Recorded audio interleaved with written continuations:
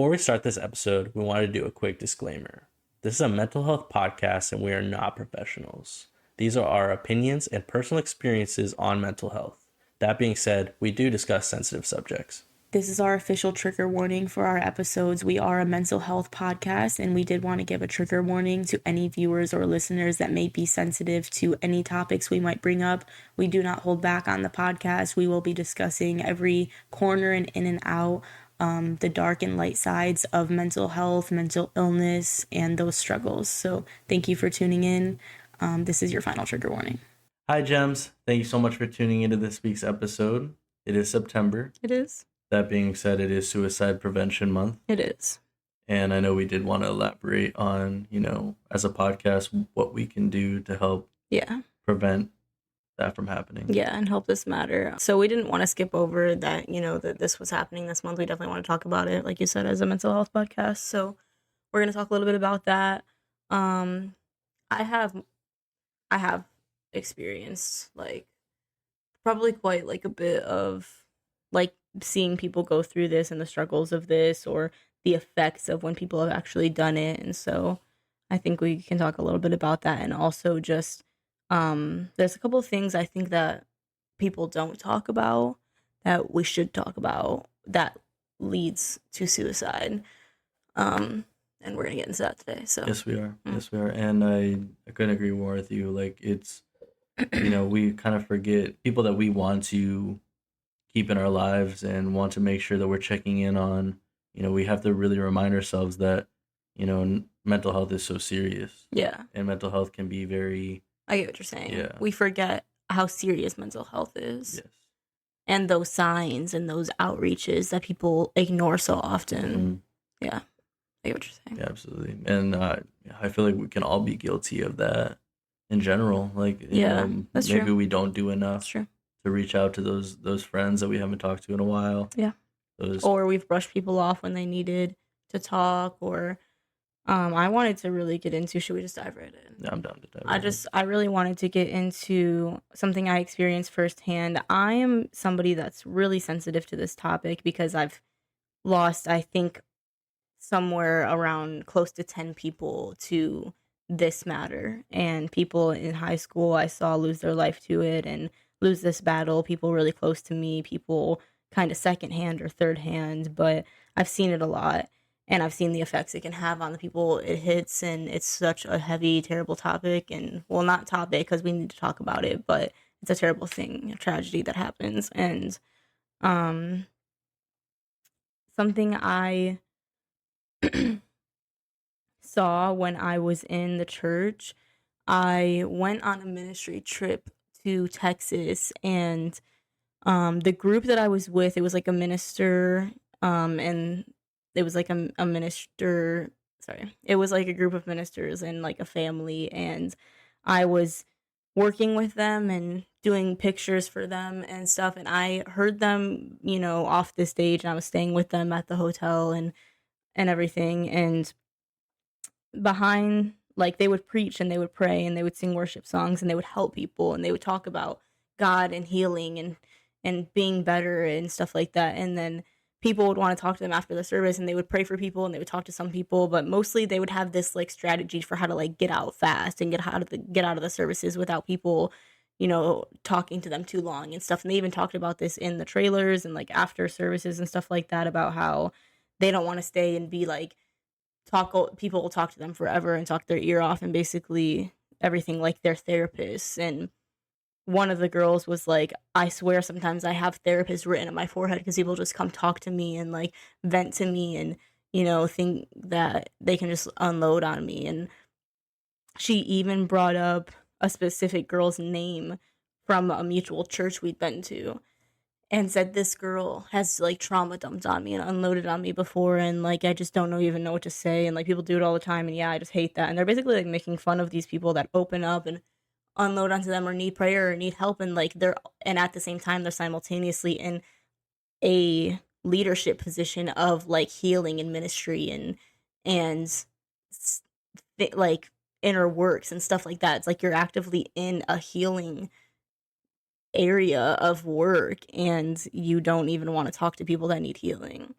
that was just crazy to me. Like, when I heard the people and the ministers saying this stuff behind the scenes, I was like really hurt, because I've often opened up to people sometimes. I take mental health seriously. When people open up to me, I think it's just crazy. The first thing I thought of, like, when they said that type of stuff was like that post that everyone always shares is like, oh, I would rather, you know, hear your story than attend your funeral. I would rather like hear what you have to say than get that phone call.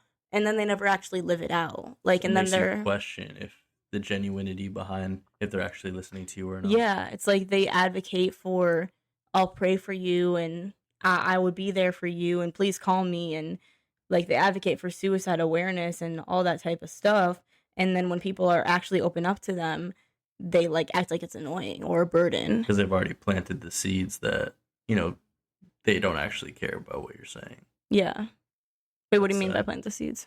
Like they have already said, like you saw behind closed doors, that they don't actually care what the people are saying to them. Well, yeah, that was heartbreaking to me. It was like, wow, how many other people are in these type of positions, or how many people have I opened up to and they thought it was annoying? Mhm. And it's like, no wonder suicide rates are so high, because we pretend to care about suicide, but then when people actually open up to us about their problems, we're like, whoa, trauma dump much, like all this stuff, you know what I mean? That's sad.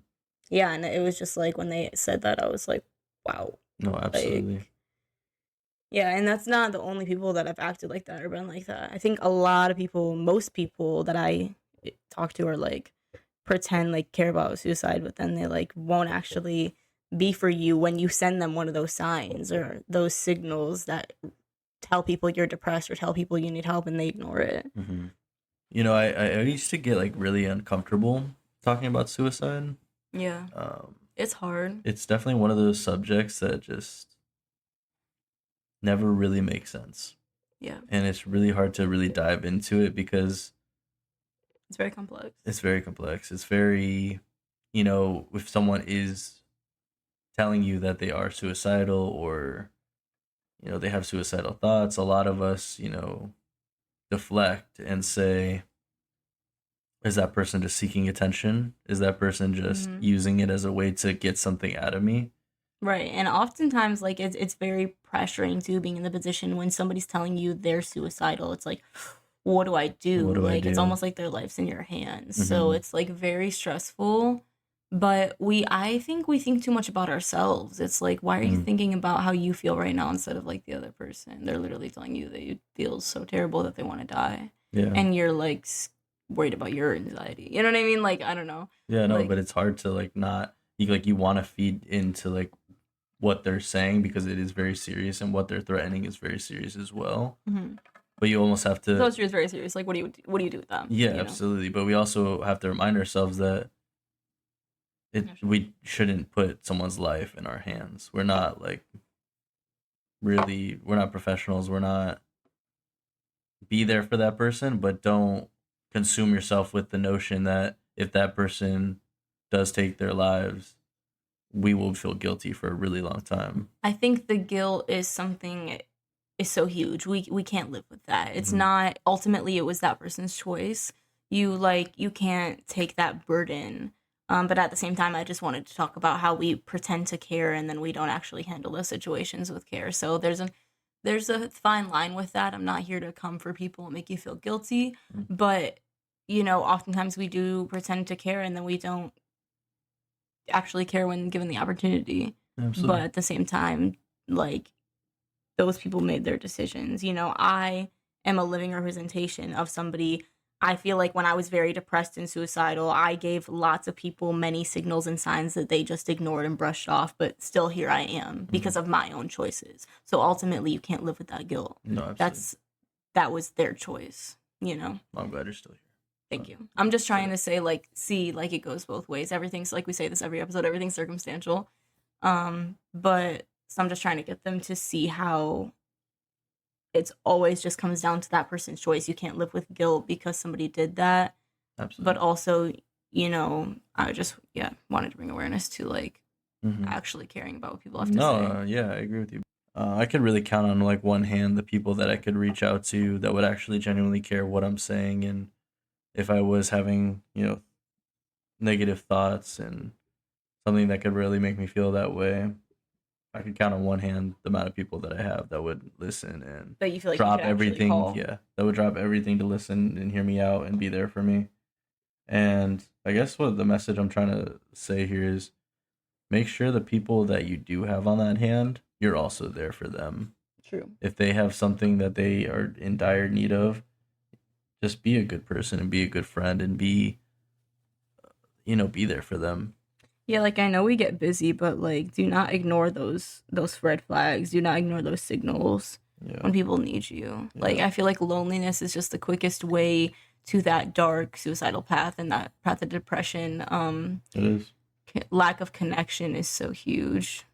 Mhm. You need connection, you need friendship and people and relationship, and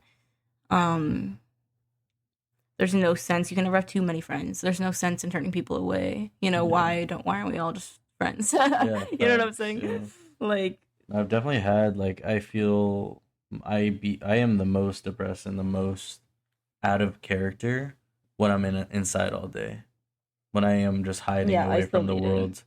Because I feel like I am such a people person. I thrive off of the energy that's around me. I thrive off my environment.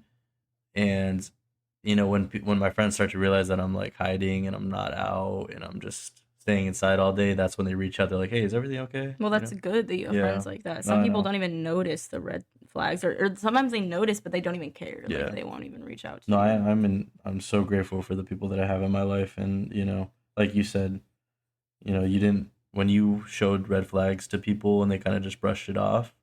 Yeah. I feel like if that would have happened to me, I might not be the person I am today. Yeah.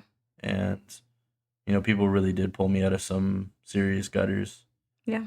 And that's why 100%. this month is really, and particularly So important. so heavy to me, is because I feel like we've all been in such a dark place in our lives. Yeah. If we haven't lost somebody to it, we've seen our friend go through it or lose somebody to it, or we've at least experienced depression or darkness or sadness and loneliness or isolation, and we all know what those dark feelings can be like. And some of us are more unfortunately have more experience in these topics than others, but I think we all know that isolation leads to depression, and that lack of connection is so huge. Yeah. I know a lot of people are more antisocial these days, and I know we talked about this week how technology relates to that. Yes, we did. But yeah,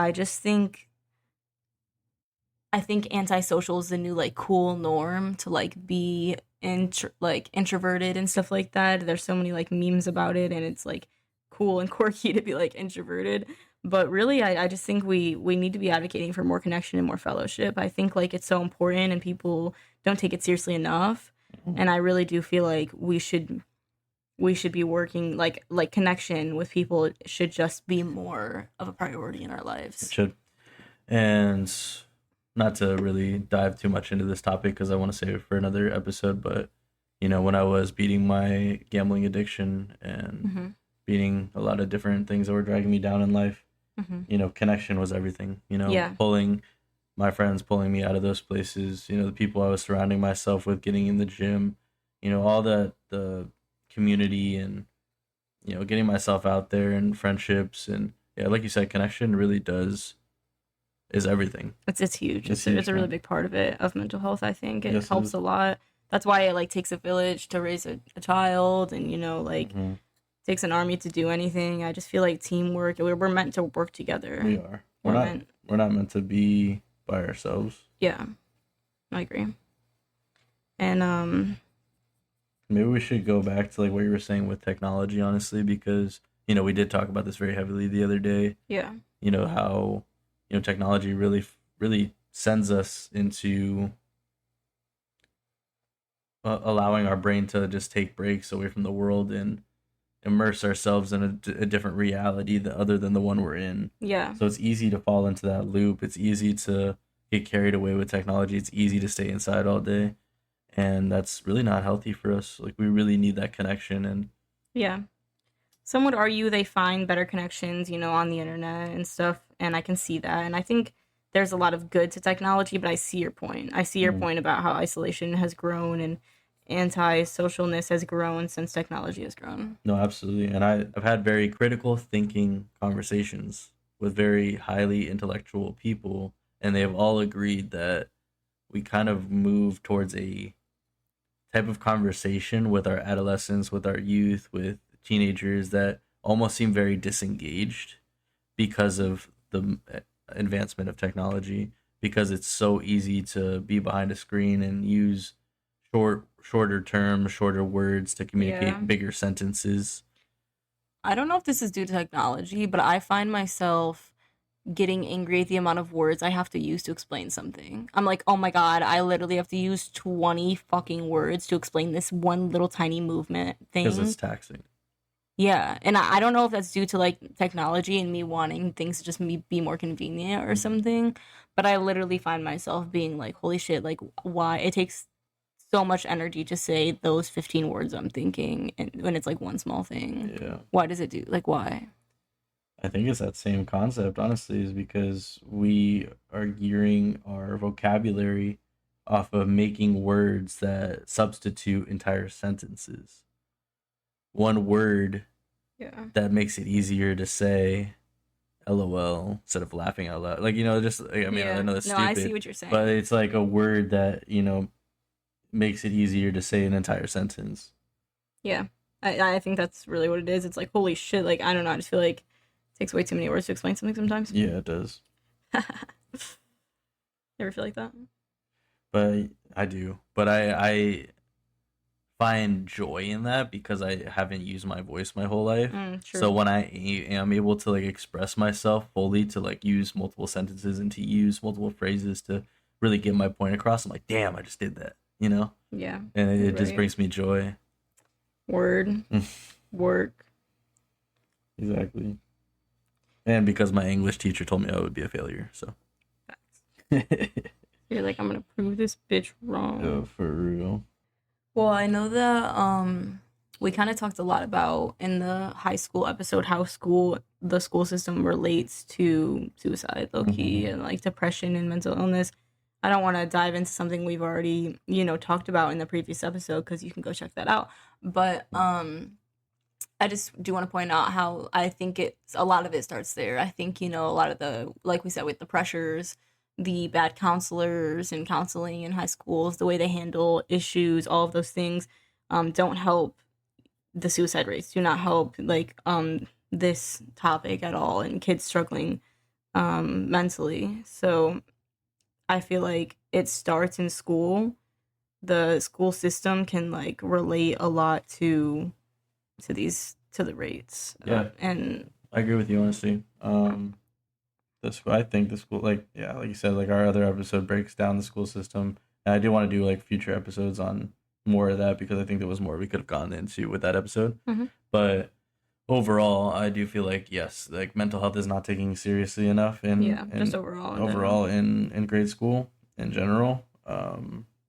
I think this is an appropriate time to bring this up too because as the school is starting to last month and this month. Like, when are the school shootings gonna end? Yeah, school just started within the last 2 months, and there's already like shootings, like left and right, and it's so fucking sad. And it's so sad. I couldn't imagine. I would never put my kid in public school, but I feel like I open up the news every day, just scared that I'm gonna see another shooting. Or like I feel so desensitized to it. It's and oftentimes people do take their own lives after doing shootings, like exactly. And it's just because they've already given up at that point, so they don't really care what happens to them after. Yeah, it's just insane. I can't understand the type of darkness that would want to like take everyone down with you, but that's super sad, and I can't believe stuff like that's happening. And like I said, I think our school system is so backwards and fucked that like it's causing a lot of issues, and I don't know when we're gonna see a change, honestly. We're gonna be linking a lot of stuff for things like this where you can donate, suicide prevention websites and numbers. We're gonna be linking everything that we find valuable. genuinely for you, and we're going to put that in the description. I know there's a lot of links and numbers that genuinely don't help. They're not the greatest preventative companies, even though they claim to be. So we're going to put what we think is a genuinely valuable link, and we're going to be putting all that stuff in the description. So if you would like those, you can save those, or ever need those. It's going to be on our YouTube and our podcast channel forever. So It'll also be in the Discords as well. I'll make sure I put a separate tab for, suicide awareness or any links that could be helpful with suicide and prevention. Yeah, absolutely. It's very important. It's hard. It's very hard to be vulnerable with people. You get rejected a lot when you open up to people, and people find you, like I said, annoying or all those things. I think that stuff is wrong. We should be able to open up to people, and if you aren't around people you feel safe to open up to, you need to find new people. I say this almost every episode, but find your people. Like, if you can't go to those people and trust them with such a fragile topic and a fragile feeling, which is valid, you shouldn't be around those people. You need better friends, and it can be really hard, but that's why we're doing this. So find your community, find our Discord. That's why a big reason why we're doing this podcast. Connect with the people that are going to uplift you and support you, or we're right here making these videos for you every week to talk to you and remind you of how awesome you are and what you need to do to keep going. So yes, I love that. I love the way you worded that. Thank you. Yeah. I just want it to be real, like, please, seek help and open up to your friends, and don't ever shove your feelings down. Your feelings are valid. There's a reason you're feeling the way you are. You aren't just doing that for no reason. And I know we point everything at, oh, they're doing things for attention, but that's so, like, untrue, you know? Yeah, it is, yeah. It's just not. If you feel like you are doing enough, you are being there for that person, you are giving your ear, you are going above and beyond for that person, you are enough, and you are doing everything you can for that person. Like, you can't live with that guilt. Can't live with that guilt. Like, that was the only thing I was thinking of. I have had people in my life use it as a weapon, and that is also wrong too. That is wrong. Mm-hmm. That's very wrong. Very manipulative and deceptive and dark, and it was something so serious. Manipulating that like manipulating somebody with that is super serious and very disgusting. Yeah, that's not okay at all. I've seen that happen a lot too, but it's also, like, serious. I don't know. Oftentimes when people threaten that, they really mean it too. So it's just a very thin line. Well, that's why I was kind of saying that, do everything you can for that person and make sure that they are getting the help they need, or you are giving them the help they need.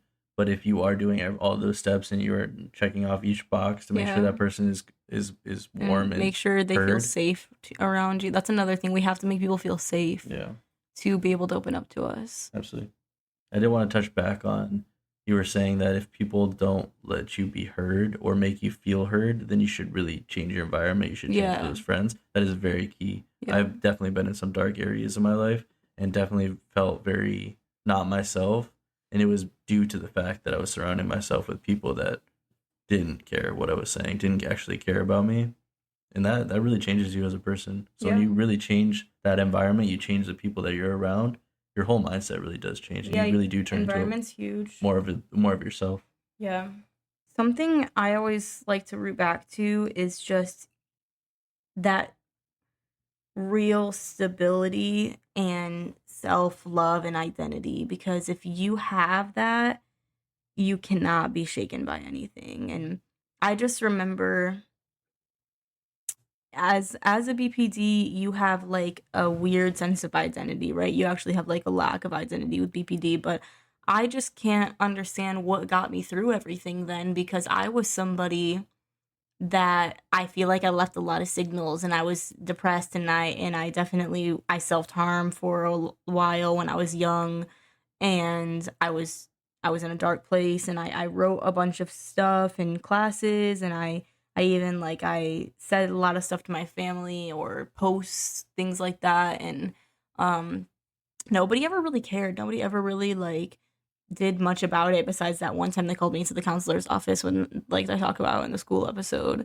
But, like, other than that, I just feel like a lot of people overlooked my red flags, my red signs for depression and suicide, and I just remember being like, wow, my kind of call for help keeps getting ignored, and I just kept going, and I just kept like pushing through things, and I just remember always getting through things by myself. So as somebody with BPD that like has never had is somebody that's supposed to be like has a lack of identity, I always had something that kept me going, and that I feel like that roots back to yourself. What else is there for you but yourself? So like you have to have that true sense of self, that trusting within yourself, that intuition, that love, that self-love, that self-worthiness, because like you have to be there. Nobody else is going to be there for you but you.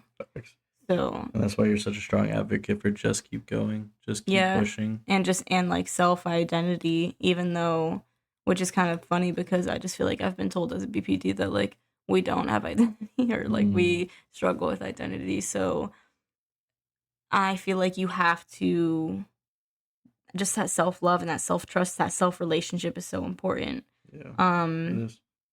Melissa Woods Heverberg on the Move with Heart podcast actually released like a short episode recently of trusting yourself, and it was really good. It's like she said the most important relationship in your life is the one you have with yourself, and it's so true, because if those people turn you down and reject you, or whatever happens in life will swing you ever which way if you don't have that trueness to yourself. When people reject you and turn you away with those conversations when you meant to reach out as like a sign or something, and you always just revert back to yourself, they can never shake you, you know? Yeah. She did an incredible job, and I was like mesmerized at the car ride. Yeah, it was really good. It was like a 25-minute episode, so not that bad at all. And it just it was good. It was like that you do have to trust yourself. That self-trust and that self-love is so important. It affects every area of your life. Oh, absolutely. And it allows you to grow as a person too. Just really feel secure in your own skin and secure in your choices, secure in who you are, and like, yeah.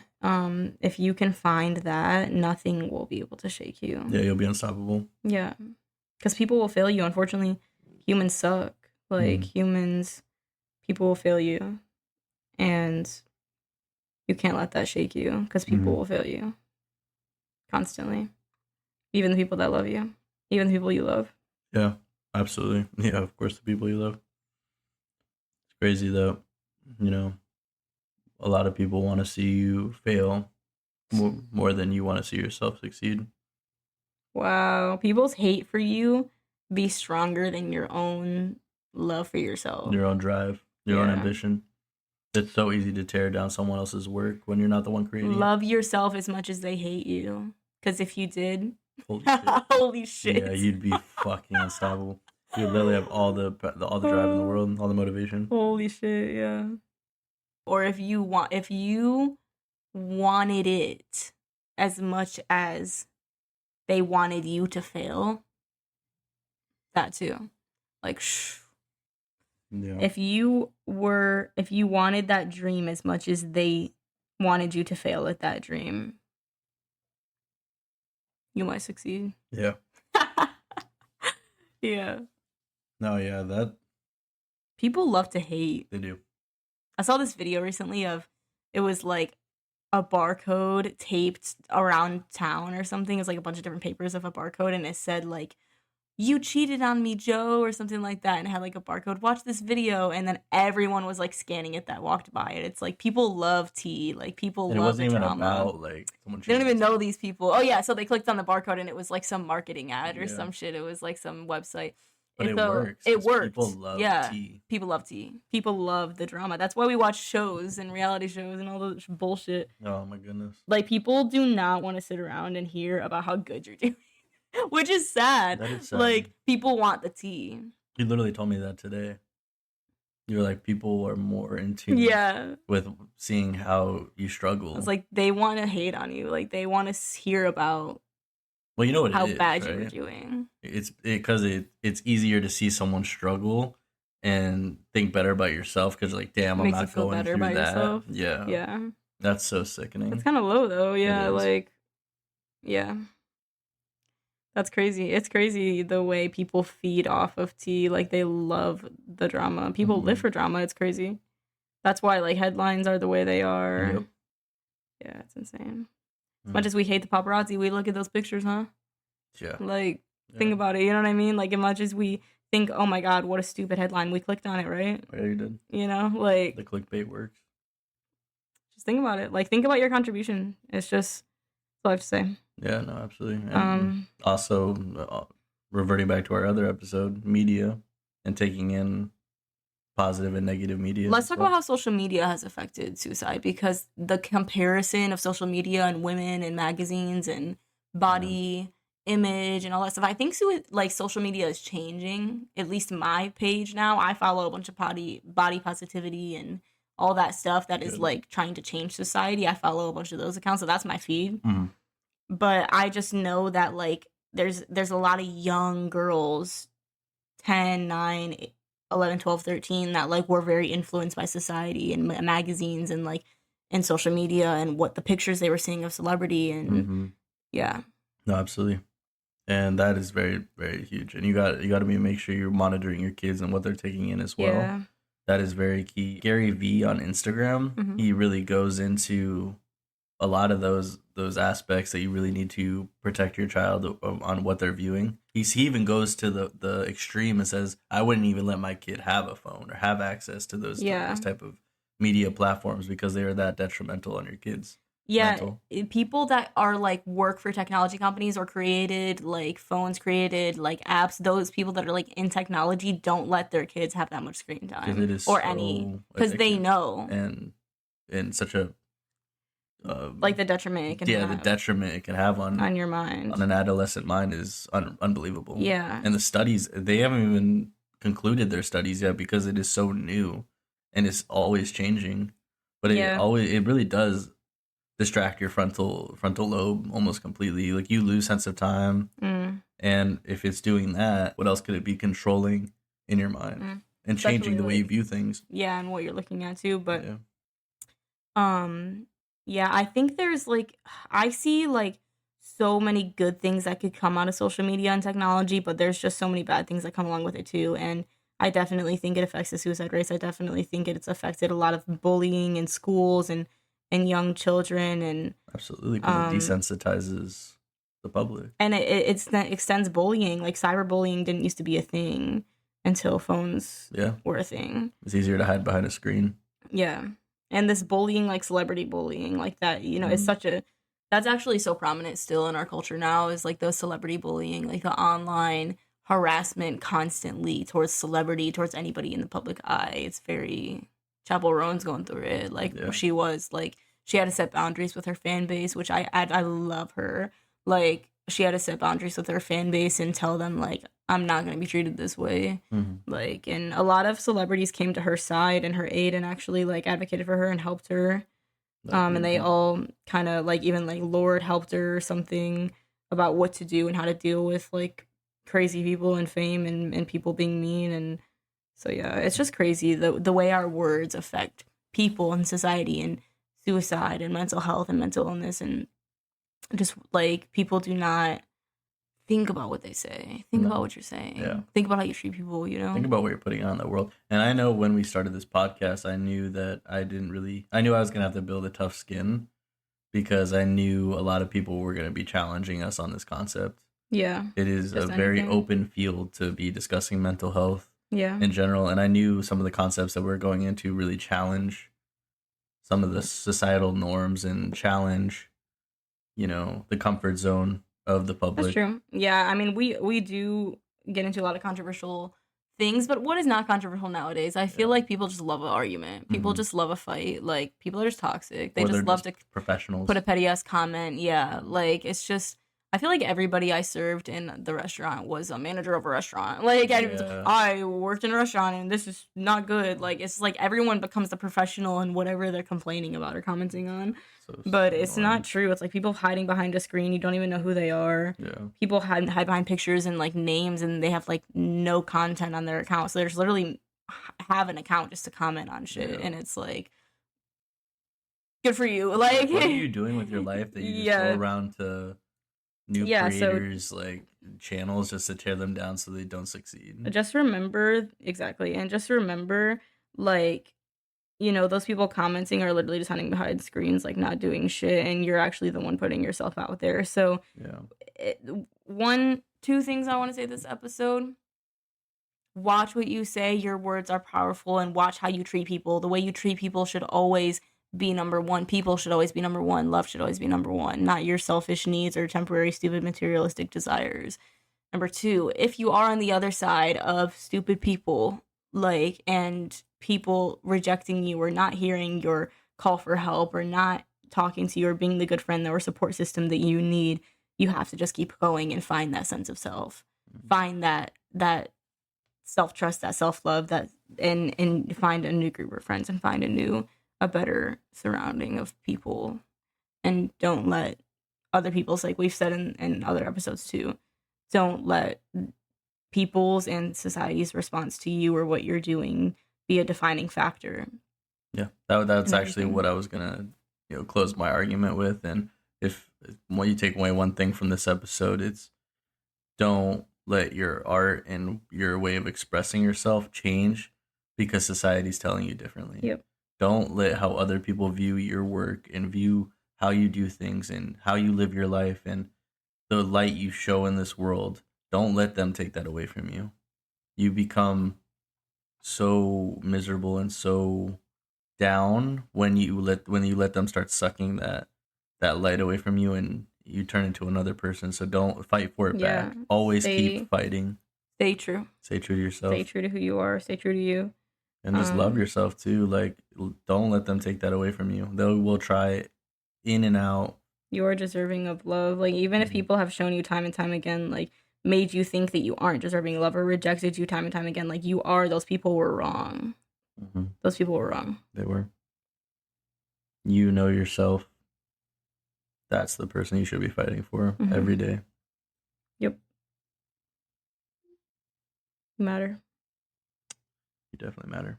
And, we love you, Gumps. And we do love you. We will continue to extend our email, extend our Discord. If you ever need to say anything, help. DMs are open. Questions, anything. Yep. DMs, email, anything that you want to say or that you need advice on or want us to talk about or answer. We love you and we're here for you. So. And we see you. And we accept you. We understand you because we are you. Yes. That was a reference to Chapel. There you go. I see you because I am you. She's great. I love her. Yeah. And Gems, we also did want to let you know that we are taking a break next week. We do want to recommend a channel or maybe feature a channel for that week's episode. But just to reaffirm, we will still be pushing out a lot of content. We'll be active on social media and everything. Answering emails, DMs. We'll be doing everything else, just no episode next week. And I want to let you know we are okay. We're good. We just need to take a break. Yep. Yes. Thank you so much. Love you. Love you.